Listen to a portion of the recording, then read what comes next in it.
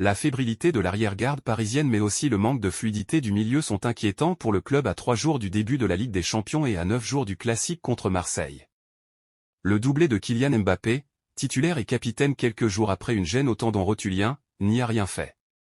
L'entraîneur Luis Enrique, arrivé à l'été, connaît sa première sérieuse alerte, après pourtant 2 soirées réussies contre Lens, 3-1, et Lyon, 4-1. Il était difficile de prédire cette soirée ratée au vu des 5 premières minutes, alors que le PSG avait mis autoritairement le pied sur le ballon. Mais les Niçois ont ensuite commencé à organiser un pressing efficace, qui a fait commettre plusieurs approximations à l'arrière-garde parisienne. Une mauvaise relance au pied de Donnarumma, 5e, une perte de balle dans l'axe, 7e, ou encore une déviation in extremis du talon par Danilo pour fermer le chemin du but ont symbolisé les errances du PSG. Le cauchemar de la défense parisienne vendredi soir tenait en 5 lettres, Mofi.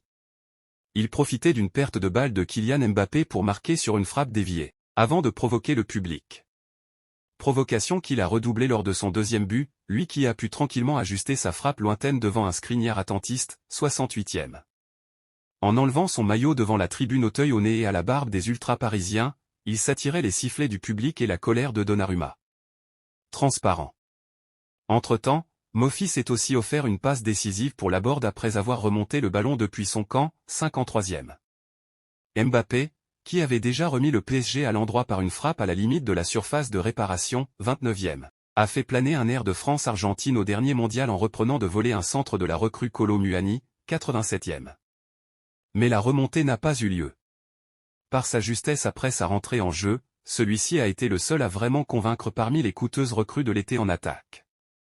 Dembélé a bien réussi plusieurs des dribbles qui sont sa marque, mais il a vendangé 2 occasions franches, 28e, 37e.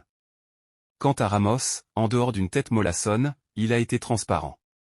Dans l'ensemble Paris, orphelin de son capitaine Marquinhos laissé au repos, a beaucoup souffert dans la profondeur, malgré quelques interventions convaincantes de Danilo.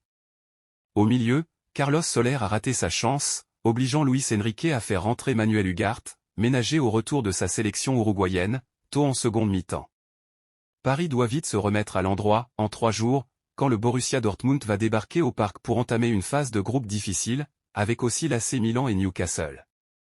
Nul doute également que les supporters parisiens ne pardonneraient pas une telle fébrilité, dans son jardin face aux Marseillais dimanche.